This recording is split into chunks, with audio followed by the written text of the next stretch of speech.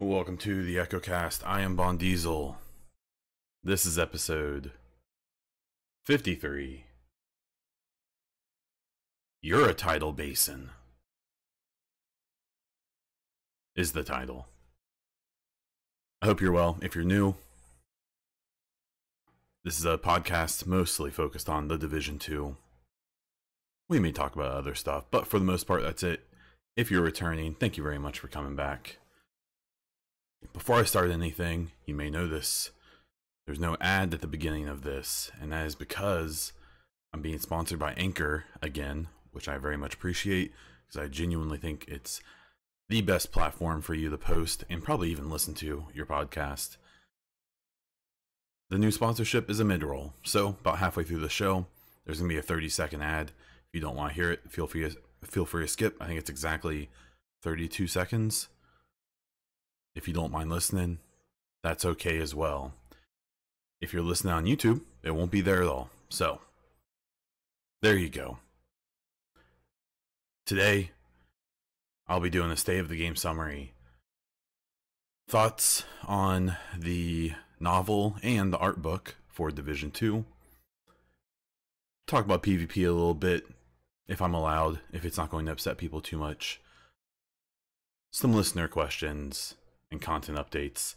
Let's jump into State of the Game recap. This week we had Hamish, Yannick, and Trick Dempsey talking about the next or first content drop for Division 2. First, they talked a little bit about patch 1.7, which dropped on the 28th. It mostly was a bug fixing patch. It was a client-side patch, so there were some things I assume that they couldn't fix through the server updates, and they had to do client side, and we got that already, which is great. And then the big thing we found out was that Tidal Basin, the Tidal Basin Stronghold, and World Tier 5 will be coming out on April 5th.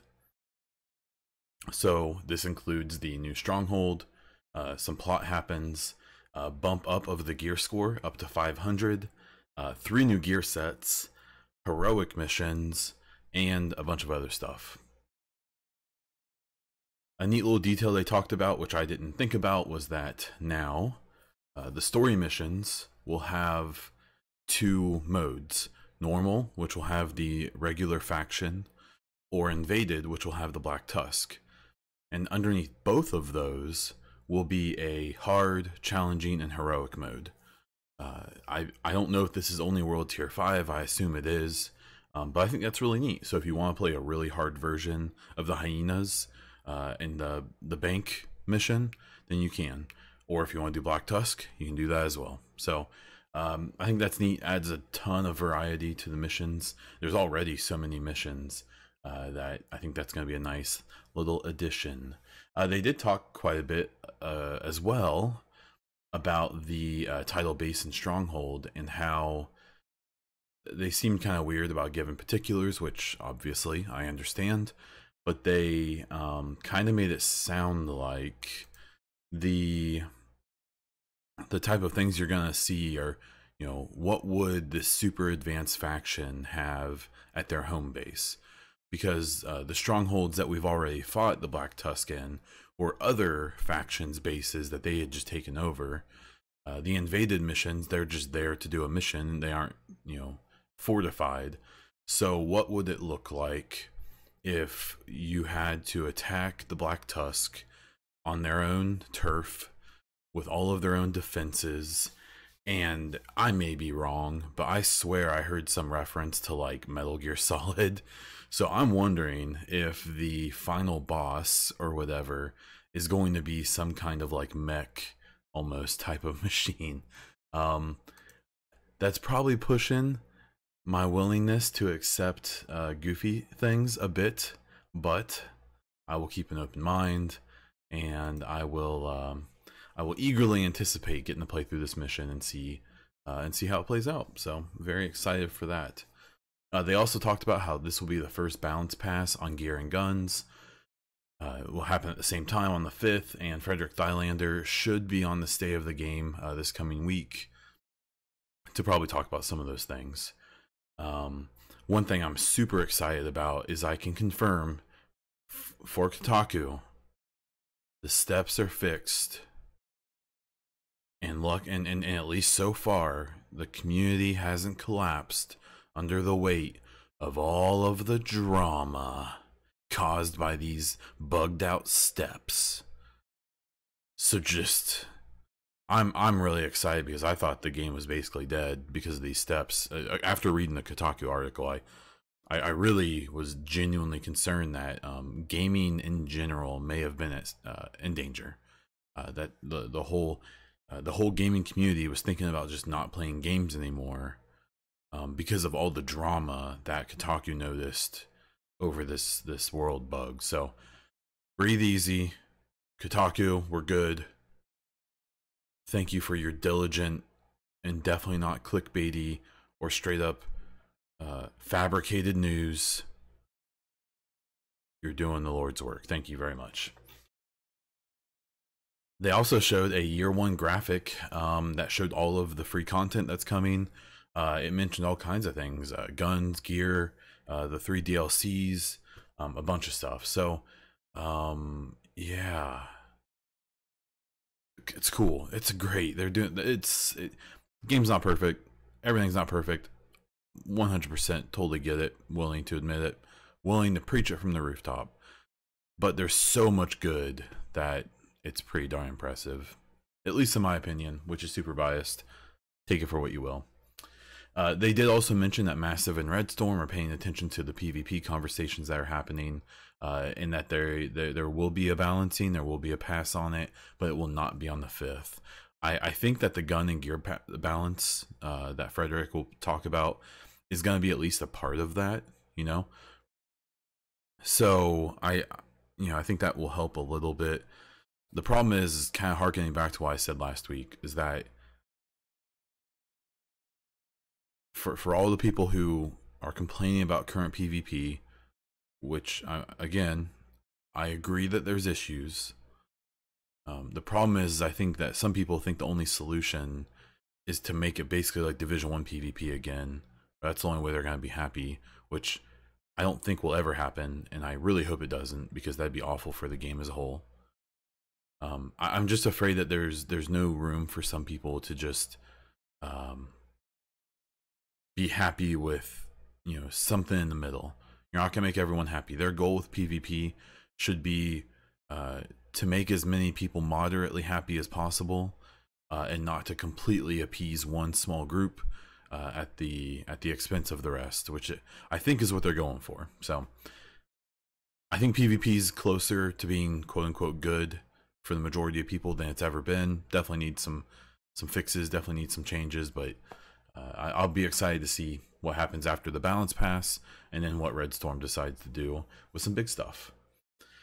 And yeah, so that was the majority of State of the Game this week. I thought it was pretty good. Trick MC is awesome. They, I said it before, but Trick has more enthusiasm about their job than I think I've ever heard of anyone, which I'm kind of jealous of. I love my job, but I don't think I love my job as much as Trick does. So that's awesome. And the more we see Trick, the better.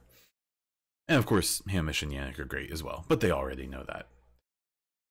Okay, well, how about some Division news? So the first thing I wanted to talk about, it's actually not even on the script. I was just thinking about it because I saw an article this morning written that didn't mention me, even though I thought I did a pretty good job of breaking this, but that's okay. The New York City After Dark. So a couple weeks ago, right when the game came out, someone on Reddit posted a screenshot of this map of Lower Manhattan and something that said NYC After Dark, a return to the Big Apple, January. I talked about it in a previous podcast. I posted about it on Twitter. And then towards the end of the game, I was wrapping up all of my side missions. And if you don't want any spoilers at all, I guess skip this part. I don't know, for a minute or two maybe. I don't think it's really that big of spoilers, but you know, everyone has their own opinion. But there's there's 5 or 6 hidden side missions. If you look on the map that comes with the Phoenix edition, there's these little orange community symbols on the map. They aren't settlements, they are not safe houses, they're not even control points. They're these little communities that are like little mini settlements with just a few people, and they give you quests. I found that the snitch sometimes is posted up by these people, and I've also found that the Cassie Mendoza, the traveling gear vendor, is sometimes near these people as well. But one of these quest givers gives you a side mission to go help out a couple civilians that were trying to get wiring from an art exhibit or whatever.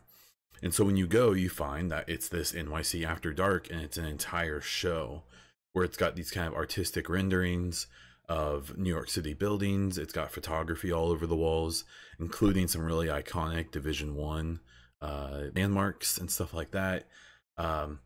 I still think that this NYC After Dark, Return to the Big Apple, January, I'm willing to accept that maybe it's just a little wink wink that they decided to give us, a little throwback.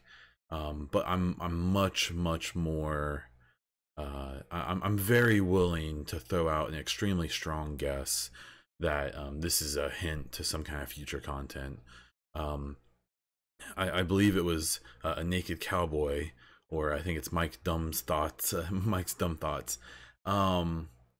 that pointed out a while ago that the helicopter pad at the White House, with the highly detailed helicopter model and NPC who's standing there, I assume just waiting for someone to talk to her, is going to be some kind of portal to some type of DLC.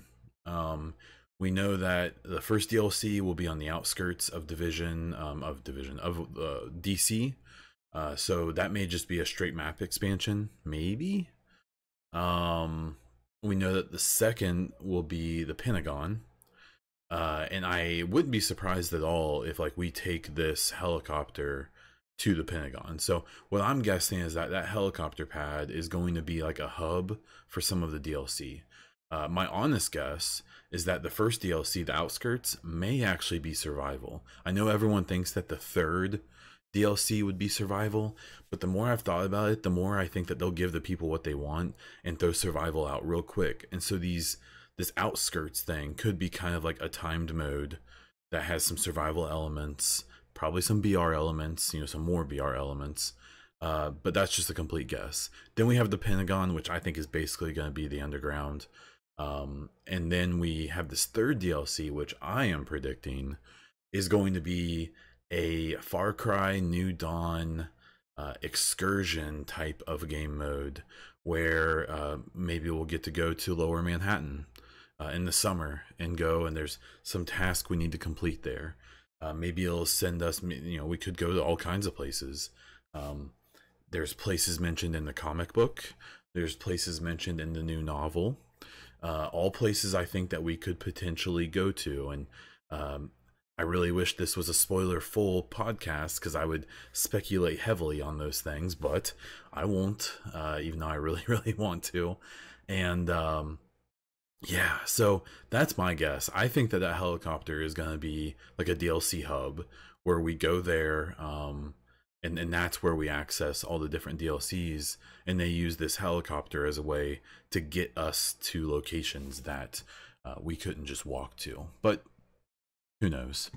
So, that's not really any breaking news, but I still think it was interesting. So, speaking of the two books, so Broken Dawn came out. It is the sequel to the New York Collapse book, both of them by Alex Irvine. So this one, this book, so I'm just gonna do a little review. I won't do any spoilers, or at least I'll try not to. And basically just a recommendation. So for some backup, or for some background, there was a book called New York Collapse. It came out with the release of Division 1, and it was a really unique book, and it was basically two books in one. It was a survival guide, an urban survival guide for a city like New York City. And if you just read through the survival guide, it was a pretty informative, interesting book, just in that sake. The other part of it is that through the entire book, there were notes written by an individual named April Keller, who and these notes were in different colors, and the different colors are explained on like the first page of their different time frames, and the time frames go from before the dollar flu all the way right up to, I think, right before the first game started, so like a month or two later. And what you get to do is you read this survival guide, and as you're going through it, you're basically reading it with her, with April, and you're seeing the things that she's thinking and going through, as well as you're seeing her picking up clues and little puzzles and hidden things in the book that seemed like they were meant for someone to find on purpose when this disaster happened. There's all kinds of materials that came with the book. Basically, it was just really neat, very unique type of book that was fun to read, and just to figure out some of the quizzes or some of the little puzzles and things like that. So it was really cool. It told an interesting story. It got us hooked onto this April Keller character, which had a bunch of references in the first game, and it ended on kind of a cliffhanger. It involved Aaron Keener, and it involved the Dark Zone, and involved her trying to find out what happened to her husband, who was a scientist who was killed right when the outbreak started. And the second book has come out. The second book is a kind of it's a normal novel that takes the perspective of, I think, 4 different people, and I don't think it's explained pretty quickly. So the second book is shown from the eyes of a child living in DC, of 2 agents in New York City, and of April Keller. And that's all I'll say. I'll leave it there. But it's really good. The first 2/3 of the book I was very interested in reading, kind of kept up with it, kept going, and then I hit the final third, and I spent like 3.5 hours sitting on my couch just reading for hours, actually on Friday, because I wasn't feeling too good. So and I couldn't put it down, and it explains so much from the first game. It connects with the comics. If you've been reading the Extremis Malice comics, it definitely ties in Division 1 and 2.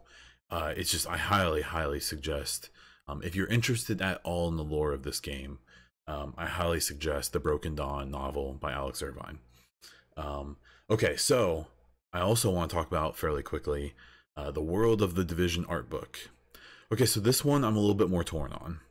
So the first game had an art book that had a bunch of concept art for Division 1, had tons of like agent designs and equipment explanations and all kinds of really cool stuff. I don't know who published that one off the top of my head. It was not Dark Horse.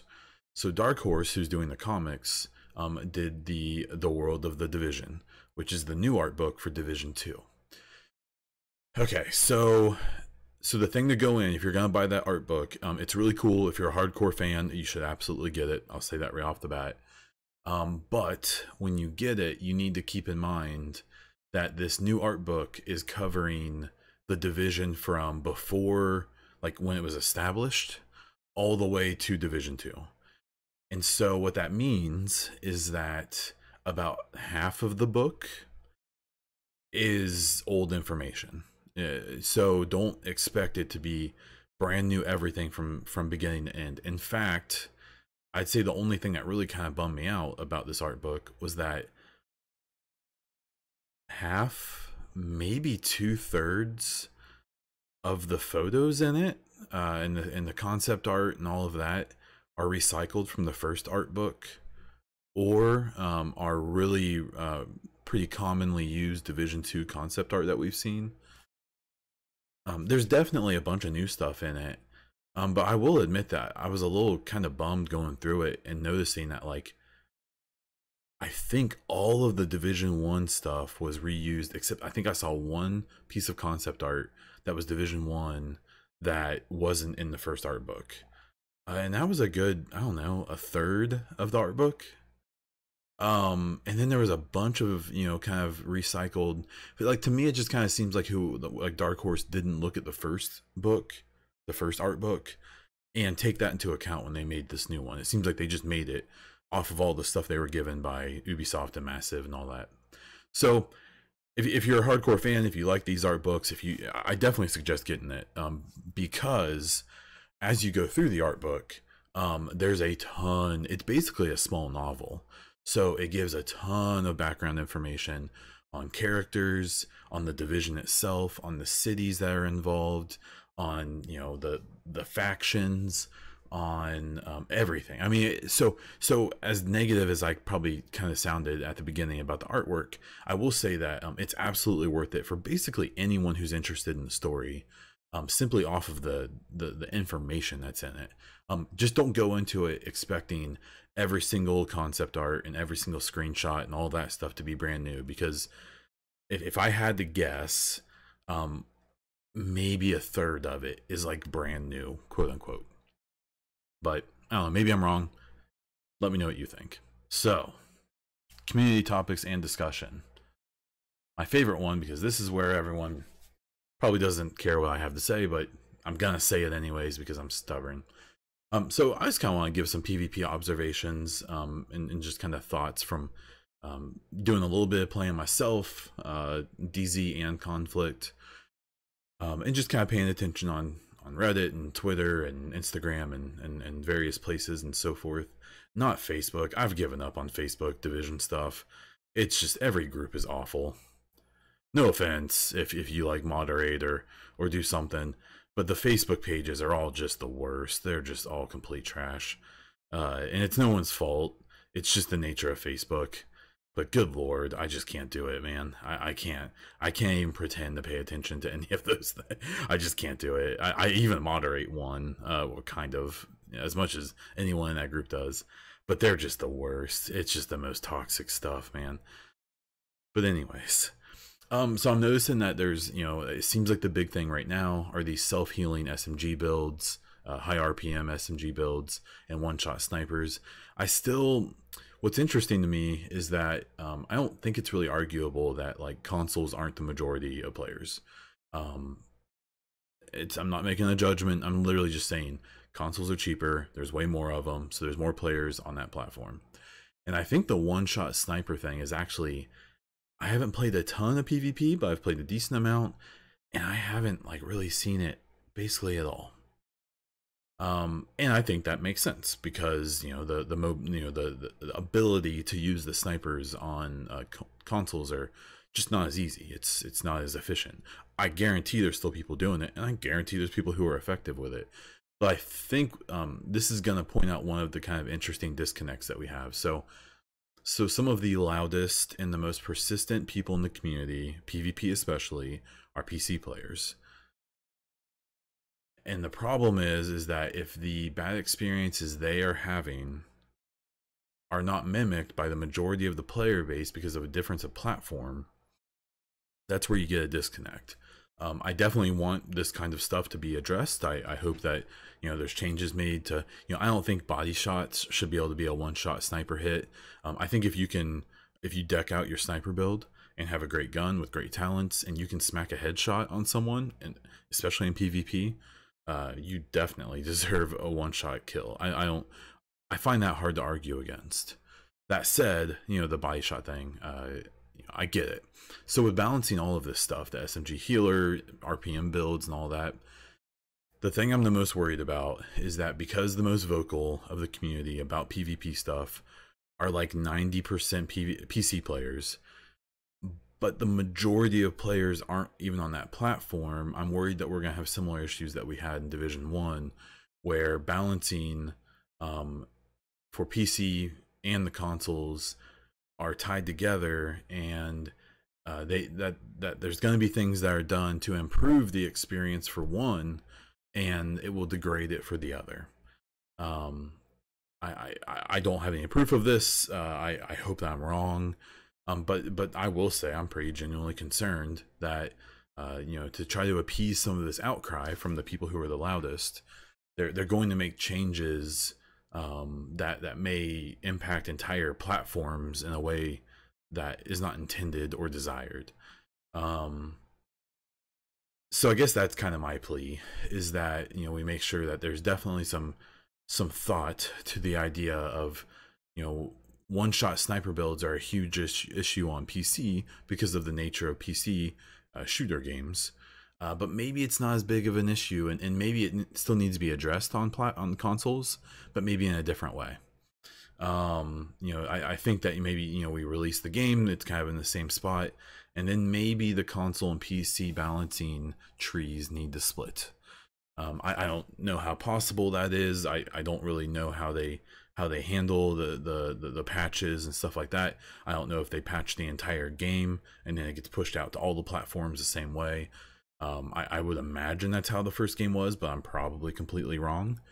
But I guess that's just my thing. I think that we need to be careful, in, one, to not just appease people because they have a lot of Twitch viewers, right?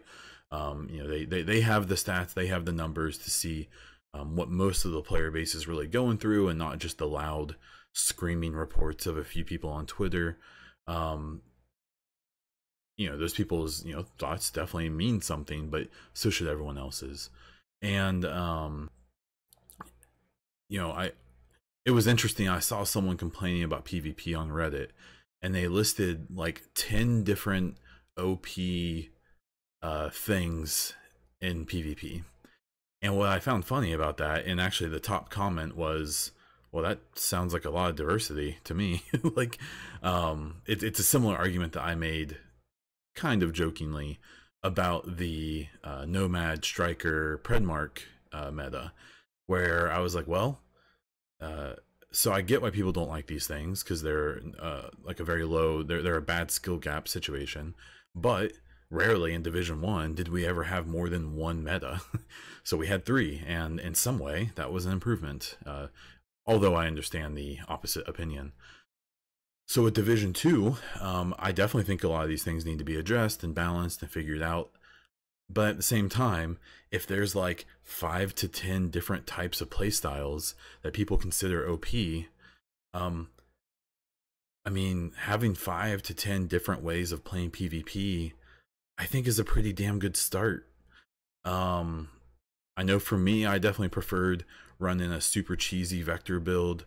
I haven't really gotten into like the self-healing thing with it yet, but I definitely was doing pretty well for myself in the conflict stuff I was doing. The DZ is kind of weird because I am definitely on the side of that the time to kill is just a hair too fast. I'm not saying I want the time to kill to be, like as long as Division 1. I absolutely don't. And with all the burst healing and stuff, but I definitely wouldn't mind if it was like 10% longer.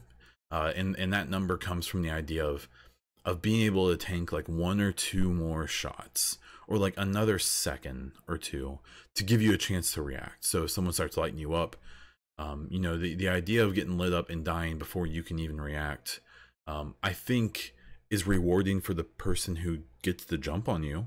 And I don't think that should be completely forgotten. But I also think it leads to like Call of Duty has a really fast time to kill, but it also has a slow enough time to kill, or time to death, that you can react. This is a conversation you hear a lot in actual competitive PvP games, which while I don't think Division 2 is there yet, I think it's as close as it's ever been to being in that category. So to really get there, I do think that there needs to be some work there. So I get it. Like, I promise, despite the fact that I tend to make some people rage when I express my opinion, heaven forbid, I get it. I may not always agree with all of the opinions and such, but I do get them, whether they believe me or not. So, and then the last little thing on PvP is just kind of like just a general question of like, I wonder how gear sets are going to impact it.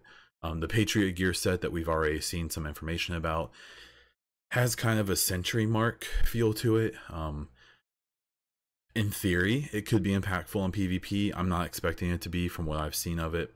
But maybe in groups, maybe in skirmish, in conflict, maybe it could have some impact. I don't know.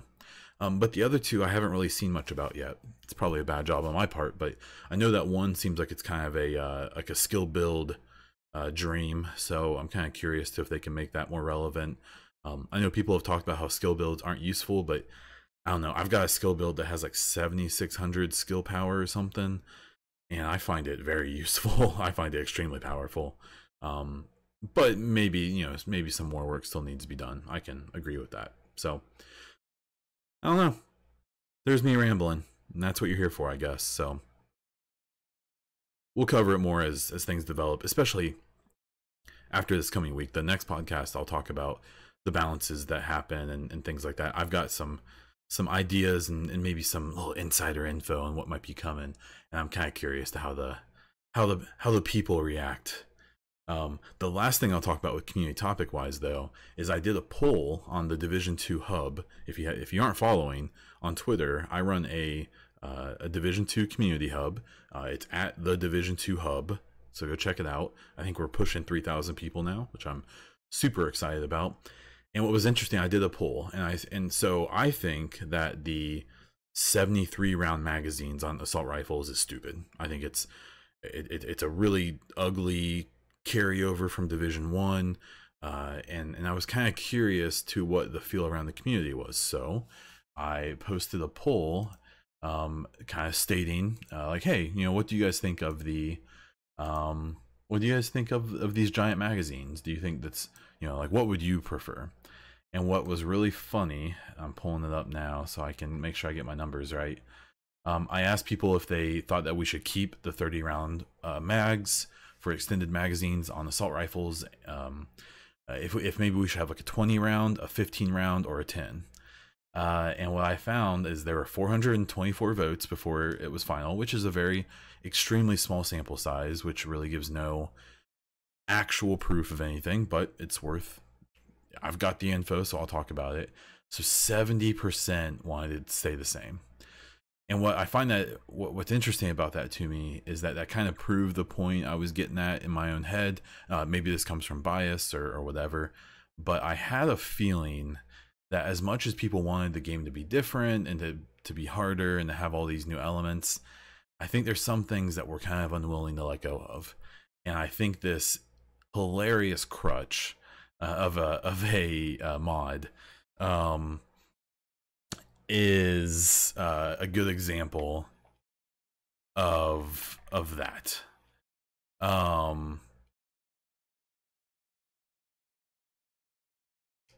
So I think if they change this, they maybe need to be ready for some backlash.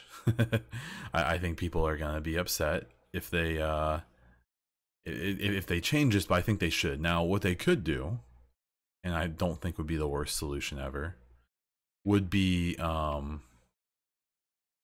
to maybe give multiple options for extended mags. So maybe do like, you know, like a 15 round extended mag that has a pretty small insignificant negative, and then give, you know, a 20 or 30 round extended mag that has a like a significant negative.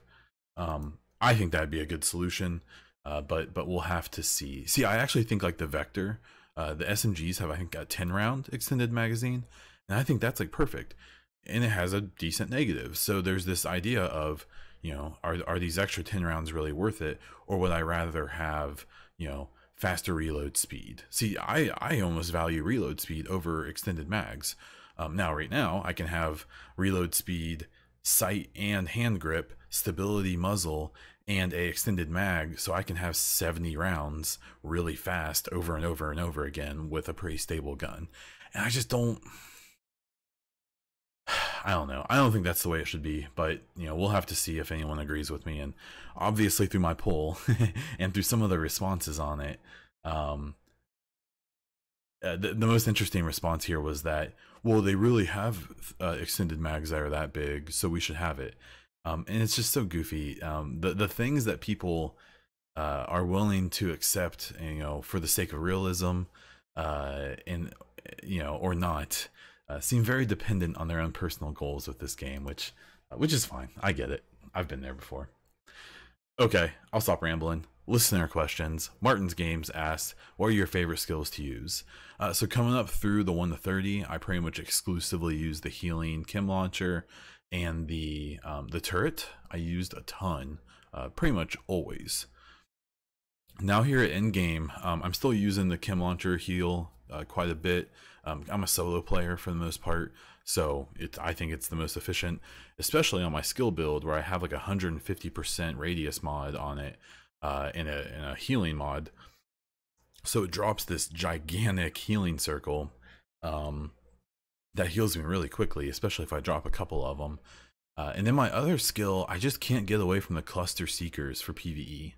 For PvP, I prefer a few other things. I've been messing around with some different stuff, but for PvE, I just keep coming back to the cluster seeker mines. I know they're not perfect. I know they don't always work perfectly, but they just do what I need them to do. And they, the way my build is, I have the talent where they can come back immediately. I think there's a 25% chance.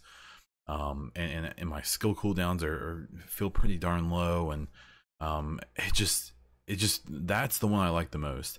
I've experimented a little bit with the different turrets, with the Firefly, with the drones, with and I just keep coming back to the cluster seekers for now. So if they do some balancing or some changes, especially changes to the mods, where maybe you don't need to have quite as much skill power all the time for the mods, I think maybe I'll maybe adjust some things as things become more effective.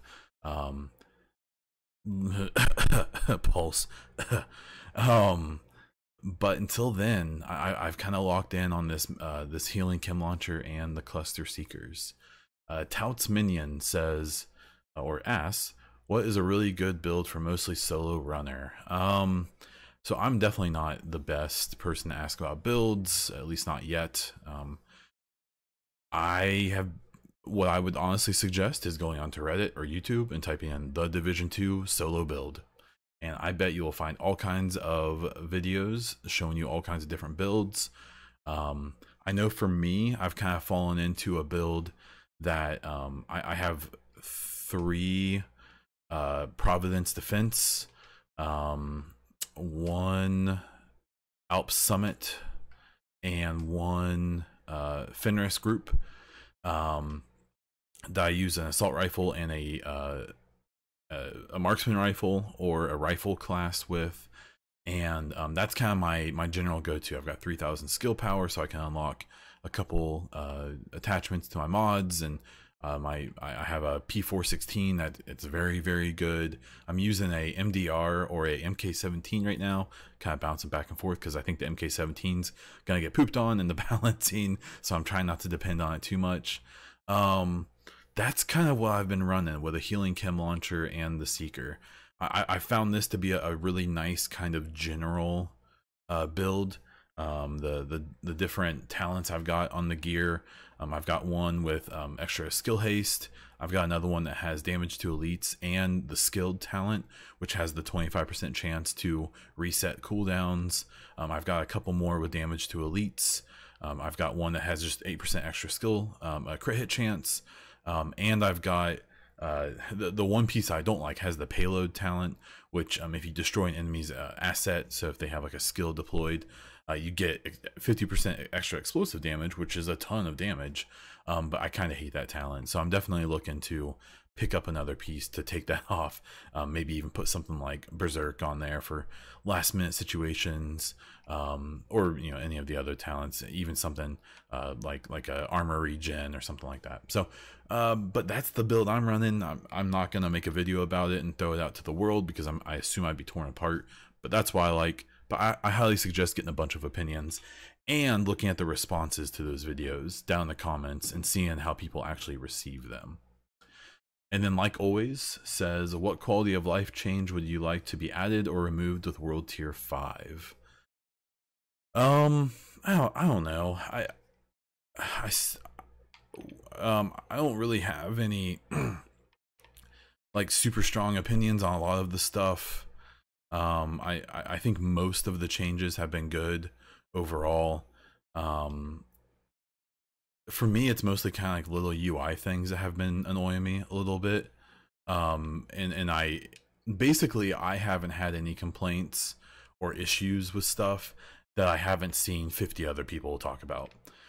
So really it's just kind of little quality of life things that just more of like convenience things than anything that I would like to see kind of updated and fixed. But there's nothing that I'm really like standing on top of a building and screaming about. What do you think? What kind of things would you like to see? Maybe I can steal one of your answers for the next time I'm on the podcast. So And that's the questions. That's what I have this week. So for some final content updates, the Scrub Club clan on Xbox is at level 23 and pushing hard. We do have 2 openings right now, so if you are at in-game and you're playing quite a bit, please submit an application to the Scrub Club on the Xbox clan system. I'll take a peek at your character, see kind of how things are going, and I'll be happy to accept you if you kind of look like you fit in with the group.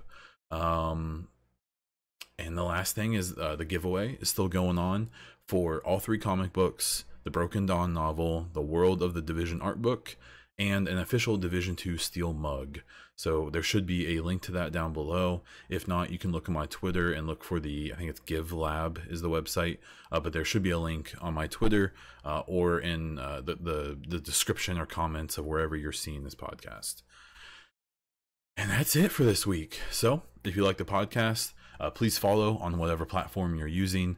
If you're on iTunes, please rate the podcast and leave a review. It really helps me get some exposure. If you check out the podcast on YouTube and you want to see more of this kind of stuff, please sub the channel, like the video, and comment down below. Give me your opinion on something I said, answer a question I asked, or throw me something to talk about during the next podcast. I'll take a peek and I'll try to fit it in. I'm on Twitch, where I stream multiple times a week, and on Twitter, both as Bondiesel, where you can find a bunch of my other content links and so on. And that's what I have. So, until next time.